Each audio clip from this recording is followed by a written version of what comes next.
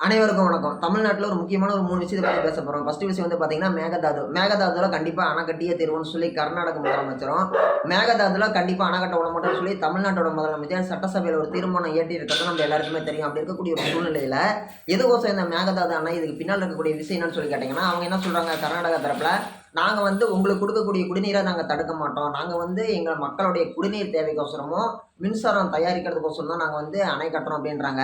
சரி, ஓகே, அவங்க கட்டுறாங்க. அதுக்கு பின்னாடில என்ன இருக்குது? அதுல இருக்கக்கூடிய ஒரு முக்கியமான விஷயம் என்னன்னு சொல்லி பார்த்தீங்கன்னா, நம்ம தமிழ்நாட்டுக்கு தான் வந்து பார்த்தீங்கன்னா, மிகப்பெரிய ஒரு தொடர்பு இருக்குது. கர்நாடகால உருவாகக்கூடிய காவிரி அணை அப்படிங்கிறது வந்து பார்த்தீங்கன்னா, காவிரி நீர் வந்து பார்த்தீங்கன்னா, தமிழ்நாட்டுல சேலம் மாவட்டம் மேட்டூருக்கு வந்து இங்கேருந்து டெல்டா விவசாயத்துக்கு வந்து பார்த்தீங்கன்னா, பாசனத்துக்கும், மக்களுடைய குடிநீர் தேவைக்கும் போகுது. ஓகேங்களா? இப்ப வந்து பார்த்தீங்கன்னா, ஒரு கொள்ளளவோட நம்ம பேசலாம். ஒரு அளவுகோல் வச்சு நம்ம பேசலாம். தமிழ்நாட்டுல மேட்டூர்ல இருக்கக்கூடிய டேமோடைய கெப்பாசிட்டி அப்படிங்கிறது பார்த்தீங்கன்னா, 93 டிஎம்சி. கர்நாடகால 4 டேம் வச்சிருக்காங்க ஆல்ரெடி. காவிரி நீர் குறுக்கால. அந்த 4 டேமோட டோட்டல் கெப்பாசிட்டி அப்படிங்கிறது 115 டிஎம்சி. அவங்க கிட்ட ஏற்கனவே இருக்கிற 4 டேமோட கெப்பாசிட்டி 115ங்க. நம்ம கிட்ட ஏற்கனவே இப்ப 93 தான் இருக்குது. ஓகேங்களா? இப்ப அவங்க என்ன பண்றாங்க, மேகதாதுல புதுசா அணை கட்ட போறோம்ன்னு சொல்லியிருக்கிறாங்க. கோர்ட்ல வந்து ஒரு இஷ்யூ ஓடிட்டு இருக்குது. இப்ப இருக்கக்கூடிய ஒரு சூழ்நிலையில, அவங்க வந்து புதுசா கட்டுற டேமோட ஒரு ப்ராஜெக்ட் ஒரு கொள்ளளவு அப்படிங்கிறது பார்த்தீங்கன்னா, 70 டிஎம்சி. ஓகேங்களா? இப்ப இத்தன வருஷமா நம்ம யூஸ் பண்ணிட்டு இருக்கிறத வந்து பார்த்தீங்கன்னா, அவன் 4 டேம் நம்புறான் 115 நம்புனது போக அவன் அனுப்பிடுறது தான் வந்து பார்த்தீங்கன்னா, நம்மளுக்கு 93 டிஎம்சி நம்புது. இப்ப இருக்கக்கூடிய அளவுல, இப்ப கர்நாடகாக்காரன் ஒரு 70 டிஎம்சி ஒரு டேம் கட்டிட்டான் அப்படின்னா, மீதி இங்க எவ்வளவு வரும்னு நினைக்கிறீங்க? வெறும் 23 டிஎம்சி தண்ணி தான் நம்மளுக்கு வரும். இப்ப அவன் டேம் நம்புனது போக தானே நம்மளுக்கு அனுப்பிவிடுவாங்க. இல்ல டேம்ல வர வர இப்படி அப்படியே தொறந்துகிட்டே இருப்பாங்களா? கிடையாதுல்ல. டேம் நம்புனவன்ட்ட தான் அனுப்பிவிடுவாங்க. அதாவது இங்க வர வேண்டிய இங்க நம்ம மேட்டூர்ல இருக்க வேண்டிய ஒரு 70 டிஎம்சி தண்ணிங்கிறது அவன்கிட்டயே நின்னு போயிரும். அவன் பாடுறலயே. அப்படி இருக்கும்போது, இப்ப நம்ம ஊர்ல இருக்கக்கூடிய 93 டிஎம்சி மேட்டூர் தண்ணியில ஒரு 20 டிஎம்சி தண்ணி பக்கமா சேரா தான் இருக்குது. சேர்னா நீங்க நினைக்கிற மாரி மழை பெஞ்சா நிக்கிற சேறு கிடையாது. டேம் தூர் வாராம டேமுக்குள்ளாடியே மண்ணோட மண்ணா கலந்து இருக்குதுல்ல. ஒரு புதைகுழி மாரி, ஒரு புதை மணல் மாரி, அந்த மாரி இருக்கறது வந்து பார்த்தீங்கன்னா, ஒரு 20 டிஎம்சி தண்ணி இருக்குது. அந்த 20 டிஎம்சியும் வந்து பார்த்தீங்கன்னா, நம்ம உபயோகிக்க ஆவாது. இப்ப அவன் டேம் கட்டுனான்னா, நம்ம மக்கள் தண்ணி குடிக்கிறதுக்கே ரொம்ப தடுமாறிடுவாங்க. இதுக்கோசரம் வந்து பார்த்தீங்கன்னா, வர 15ஆம் தேதி 7ஆம் மாசம் 15ஆம் தேதி கர்நாடகா கன்னட அமைப்புடைய ஒரு செல்வாக்கு மிக்க ஒரு நபரா இருக்கக்கூடிய கர்நாடகாக்கார ஒரு நபர் வந்து பார்த்தீங்கன்னா, வாட்டாள் நாகராஜ். அவரு என்ன பண்றாரு, போராட்டம் பண்ண போறாராம். முழு பந்த், ஓகேங்களா? முழு கடையடைப்பு போராட்டம் நடத்துறாராம். அப்படி ஒரு நடத்துனாரு அப்படின்னாலே, அங்க இருக்கக்கூடிய லாரி டிரைவர்கள், அங்க தமிழ் மக்கள் வாழ்றவங்களுக்கு ஒரு பதட்டமான சூழ்நிலையா தான் இருக்கும். ஏன்னா 1991ல ஏற்பட்ட ஒரு கலவரத்துல ஏகப்பட்ட தமிழர்கள் இறந்து போனதுக்கு, இந்த வாட்டாள் நாகராஜ்ன்னு சொல்லக்கூடிய கர்நாடகாவை சேர்ந்த ஒரு முக்கியமான ஒரு குற்றவாளி தான் முக்கிய மெயின் ஏ1 அக்யூஸ்ட். அப்படி இருக்கக்கூடிய அந்த ஏ1 அக்யூஸ்ட் குற்றவாளி வந்து பார்த்தீங்கன்னா, இப்ப என்ன பண்றாரு, இப்ப வந்து ஏற்கனவே வந்து கர்நாடகால எப்பப்பலாம் தண்ணி பிரச்சனை வருதோ, அப்பலாம் வந்து ஒரு போராட்டம் பண்ணி ஏகப்பட்ட தமிழர்களுக்கு தொந்தரவு குடுக்குறது தான் இந்த ஆளுக்கு வேல. ஒரு கோமாளி, அரசியல் கோமாளி அந்த ஆளு. அவருகிட்ட வந்து பார்த்தீங்கன்னா, ஒரு வீடியோ இருக்குது. YouTubeல காணொளியில இருக்குது. நீங்க வேணா போட்டு கூட பாருங்க. என்ன அந்த காணொளியில இருக்குது? ஒரு அரசு வாரண்ட கொண்டு வந்து குடுக்குறாங்க. ஒரு காவல்துறை அதிகாரி. அத பார்த்துட்டு கால் மேல கால் போட்டுட்டு என்னங்கிறாரு, அத திருப்பி குடுத்துட்டு, "இது ஏன் இங்கிலீஷ்ல இருக்குது? போய் கன்னடத்துல எழுதிட்டு வாங்கிறாரு." அரெஸ்ட் வாரண்ட் கொண்டு வந்திருக்கிறாங்க. ஆங்கிலத்தில பிரிண்ட் பண்ணியிருக்கிறாங்க. டைப் அடிச்சிருக்கிறாங்க. "இது ஏன் இங்கிலீஷ்ல இருக்குது? கன்னடத்துல எழுதிட்டு வா" அப்படின்னு சொல்லி திருப்பி அனுப்பி விடுறாரு. கேட்கும்போது உங்களுக்கு என்னடா இப்படி கூடவா இருப்பாங்கன்னு சொல்லி தோணலாம். ஆனா இப்படி ஒரு ஆள் இருக்கிறாரு உண்மையாலுமே. அந்த கர்நாடகா வாட்டா நாகராஜ் வந்து பார்த்தீங்கன்னா, ரொம்ப ஒரு இனவெறி பிடிச்ச ஆளு. அப்படிங்கிறத தாண்டி மொழி வெறி பிடிச்ச ஆள். தமிழர்கள ரொம்ப மோசமா நடத்தக்கூடிய ஒரு நபர்கள்ல கர்நாடகால அந்த ஆள் மிக முக்கியமான ஒரு நபர். கிட்டத்தட்ட வந்து பார்த்தீங்கன்னா, தமிழர்கள் நிக்கக்கூடிய ஒரு தொகுதியில நின்னு வெறும் 5000 ஓட்டு வாங்கி படுதோல்வி. ஓகேங்களா? வேற எவனா ஒருத்தன் இருந்திருந்தான் அப்படின்னா, தூக்குல தொங்கியிருப்பான். ஆனா இவரு தொங்க மாட்டாருல்ல. இவருக்கு தான் மொழி தான் பெருசாச்சுல்ல. மொழிய காப்பாத்தணுங்கிறதுக்கோசரம் தூக்குல தொங்காம இருக்கிறாரு. அப்படிப்பட்ட வாட்டா நாகராஜ் வந்து பார்த்தீங்கன்னா, 15ஆம் தேதி என்ன பண்றாரு, வர 15ஆம் தேதி 7ஆம் மாசம் 15ஆம் தேதி 2026 வந்து போராட்டம் பண்றாரு. முழு கடையடைப்பு போராட்டம் நடத்துறாருன்னு சொல்லி நம்ம செய்தி ஊடகங்கள்லாம் வந்திருக்குது. இது எந்த அளவுக்கு ரொம்ப சரியான விஷயமா இருக்கும்னு நினைக்கிறீங்க? தமிழ்நாட்டுல மானம் உள்ள எந்த அரசியல்வாதியாச்சும் இத பத்தி பேசுறாங்களான்னு சொல்லி கேட்டோம்னா, சீமான் அண்ணன தவிர வேற யாரும் பேச மாட்டாங்க. எல்லாமே வந்து பார்த்தீங்கன்னா, அங்க ஏதோ ஒரு அநாகரிகமான செயல் ஏதாவது நடந்துச்சுன்னா அப்படின்னாலும், இங்க யாரும் வாய் தொறக்க மாட்டாங்க. சரி, ஓகே, இவ்வளோ தூரம் டேம் கட்டியே தானே தீர்வோம்ன்னு சொல்றாங்கல்ல, அங்க யாரு ரோலிங் பார்ட்டின்னு சொல்லி கேட்டீங்கன்னா, காங்கிரஸ். காங்கிரஸ் தான் வந்து அங்க ஆளுங்கட்சியா இருக்குது கர்நாடகால. அதே காங்கிரஸ் இங்க இருக்கக்கூடிய ஆளுங்கட்சியில என்னவா இருக்கிறாங்க? கூட்டணியா இருக்கிறாங்க. அங்க அவங்க ஆளுங்கட்சி, இங்க இருக்கக்கூடிய ஆளுங்கட்சிக்கு அவங்க கூட்டணி. நம்ம நடிகர் அர்ஜுன் நடித்த ஒரு முதல்வன் படத்தில் வந்து ஒரு ரகுவரன் வில்லன் கேரக்டராக இருப்பார்.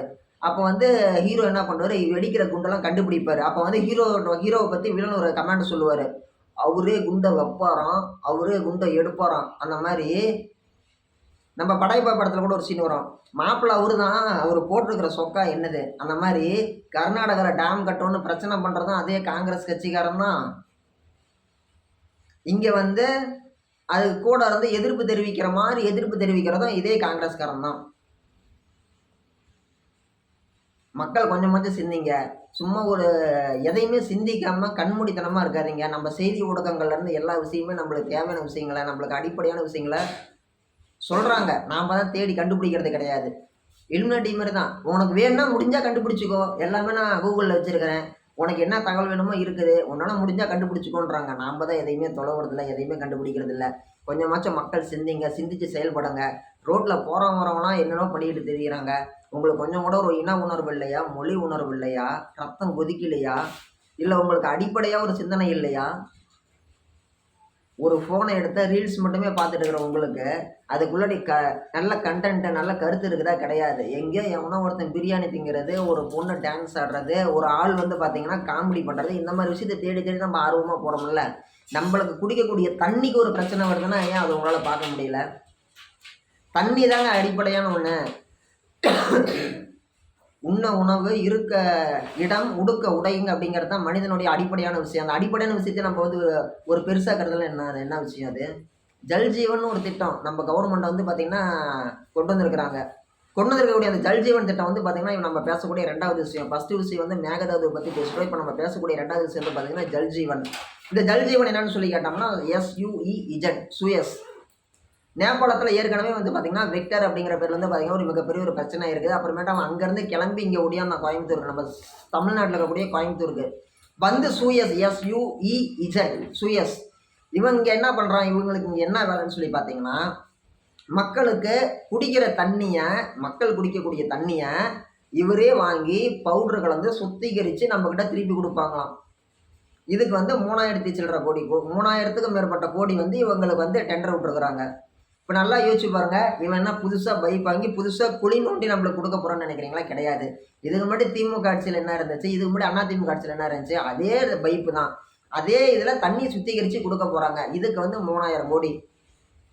நீங்கள் நினைக்கலாம், சரி உடுப்பா, யாரோ எவனோ ஒருத்தன் திங்கிறத இவன் தின்ட்டு போகிறான்ட்டு. அது மட்டும் கிடையாது. எங்கள் அண்ணன் சீமான் அண்ணன் சொல்கிற மாதிரி, நம்மளுடைய செந்தமிழன் சீமான் அண்ணன் சொல்கிற மாதிரி, இன்றைக்கி அவன் ஃபஸ்ட்டு இதை இப்படி தான் விடுவான். கொஞ்ச நாள் கழிச்சு என்ன தெரியுமா ஆகும், ஆறுகளில் இருக்கிற நீர் சுத்திகரித்து கொடுக்குறோம். ஆற்றுல நீரை சுத்திகரித்து கொடுக்கும்போது ஆற்றுல யாராச்சும் ஒருத்தர் தண்ணி பிடிக்கிறாங்க அப்படின்னா என்ன பண்ணுவான், அதெல்லாம் தடுப்பான். 2 பக்கம் வந்து பார்த்திங்கன்னா மதில் சுவர் கட்டுவான். கட்டிவிட்டு அங்கேருந்து இந்தாண்ட வந்து யாரும் தண்ணி பிடிக்கக்கூடாதும்மா. இன்றைக்கி நம்ம ஊரில் வந்து பார்த்திங்கன்னா ஆற்றுல துணி துவைக்கிறது, ஆற்றுல மாட்டை கழுவுறது, ஆற்றுல வண்டி கழுவுறது, இந்த மாதிரி விஷயங்கள்லாம் இருக்குதுல்ல. அவன் என்ன பண்ணுவான், காலப்போக்கில் அதில் வந்து அதெல்லாம் யாரும் யூஸ் பண்ணக்கூடாது, தண்ணியை நாங்கள் கஷ்டப்பட்டு சுத்தம் பண்ணுறோம், இவங்க அழுக்குப்படுத்துகிறாங்க, மாசுபடுத்துகிறாங்கன்னு அவங்க மேலே வழக்கு போடுவான். அந்த ஆற்று நீரை இவன் மட்டும்தான் உரிமை கொண்டாடுவான். ஒரு காலகட்டங்களில் போன வாட்டி என்ன பண்ணுவான், மக்களுக்கு நான் தான் தண்ணி கொடுக்குறேன்ல, நீங்கள் ஏன் வந்து கிணத்த வச்சுருக்கிறீங்க, கிணத்த மூடுங்க, உங்கள் வீட்டில் இருக்கக்கூடிய போரில் யாருமே யூஸ் பண்ணாதீங்க அப்படிமா. கொஞ்ச நாள் கழிச்சு என்ன பண்ணுவான், நீங்கள் வந்து கையில் நிறைய காசு வச்சுக்கிற மாதிரி இருக்கும். நீங்கள் வந்து உதாரணத்துக்கு நீங்கள் ஒரு பப்ளிக் டாய்லெட் போகிறீங்க அப்படின்னா ஒரு பாத்ரூமுக்கு 20 ரூபா போகிறீங்களா, அங்கே நீங்கள் யூஸ் பண்ணக்கூடிய தண்ணிக்கு கணக்கு கிடையாது. இப்போலாம் கக்கூஸ் போய்ட்டு வந்தால் 20 ரூபா, ரெட்டின் போய்ட்டு வந்தால். இதுவே நீங்கள் வந்து அவனுக்கு எல்லாத்தையும் கொடுத்துட்டீங்க அப்படின்னா, அங்கே போனால் நீங்கள் யூஸ் பண்ணுற ஜக்கு தண்ணி இருக்குல்ல, எவ்வளோ தண்ணி யூஸ் பண்ணுறீங்களோ அதுக்கு பணம் கட்டணும். இதெல்லாம் வந்து பார்த்தீங்கன்னா உங்களுக்கு நம்புற மாதிரி இருக்கலாம், நம்பாத மாதிரி இருக்கலாம். ஆனால் உண்மையாலுமே இதெல்லாம் நடக்கும் ஒரு காலகட்டத்தில் கண்டிப்பாக. அன்றைக்கி நீங்கள் நினச்சி பார்ப்பீங்க, சீமான் அண்ணன் அன்றைக்கே சொன்னார், நம்ம தான் வந்து பார்த்திங்கன்னா புரிஞ்சிக்காம விட்டோம், நம்மளாம் மிஸ் பண்ணிட்டோம்னு சொல்லி நீங்கள் அன்றைக்கி நினச்சி பார்ப்பீங்க. நம்ம வந்து 2 விஷயத்தை பேசிட்டோம். ஃபஸ்ட்டு வந்து மேகதாது, 2 வந்து சுயஸ், 3வதாக பரந்தூர் விமான நிலையத்தை வந்து பார்த்திங்கன்னா நம்ம இப்போ இருக்கக்கூடிய தமிழ்நாட்டுடைய ரோலிங் பார்ட்டி விஜய் அண்ணா அவர்களுடைய தாவேக அரசு வந்து பார்த்திங்கன்னா கைவிட்டுட்டாங்க அப்படின்னு சொல்லி ஒரு நியூஸ் வந்து அமைச்சர் வந்து நேற்று நைட்டு ப்ரெஸ் மீட்டில் சொல்லியிருக்கிறாரு. என்ன சொல்லியிருக்கிறாரு, இதுக்கு முன்னாடி இருந்த திமுக அரசு வந்து பார்த்திங்கன்னா 4700 ஏக்கர் நிலத்தை வந்து ஆக்கிரமிச்சிருந்தாங்க. அவங்க கையகப்படுத்தி வச்சிருந்த அந்த 4700 ஏக்கரில் கிட்டத்தட்ட 900லேருந்து 1000 ஏக்கர் நிலம் வந்து பார்த்திங்கன்னா நீர்ப்பாசனம் இருக்கக்கூடிய ஒரு பகுதி.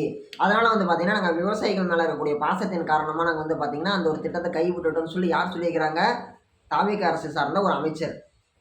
சரி ஓகே, அவர் சொல்லிட்டாரு. அப்புறம் வேறு என்ன சொல்கிறாங்க, இது வந்து பார்த்தீங்கன்னா, நாங்க விஞ்ஞானிகள் அப்படின்னு சொல்லக்கூடாது. ஒரு விமான தள இருக்குதுங்களா, விமானம் இருக்குங்களா, ஏர்போர்ட் அத்தாரிட்டீஸ் அவங்க கிட்ட நாங்க பேசும்போது என்னான்ருக்கிறாங்க, இந்த மாரி நெறைய நீர்நிலைகள் இருக்குது இந்த இடத்துல. நாங்க வந்து இரட்டை விமான ஓடுபாதை அமைக்கலான்னு இருக்கிறோம். அப்ப வந்து பார்த்தீங்கன்னா, குறுக்கால இந்த மாரி ஒரு நீர்நிலை சம்மந்தப்பட்ட இடம் இருந்துச்சு அப்படின்னா, ஃப்ளைட் போகும்போது வந்து பார்த்தீங்கன்னா, காலப்போக்குல வந்து என்ன ஆகும், இப்படி மண்ணு கீழ இறங்கும். அது மிகப்பெரிய விபத்தாயிரும். அதனால வேணான்னு சொல்ட்டாங்க. நாங்க வேணான்னு முடிவு பண்ணிட்டோம். இனி வரும் காலங்கள்ல எதிர்காலத்துல கண்டிப்பா இதுக்கான ஒரு அரசாணைய நாங்க வெளியிடுறோம்னு சொல்லியிருக்கிறாங்க. இது மாரி அடுத்த வீடியோல நம்ம சந்திக்கலாங்க.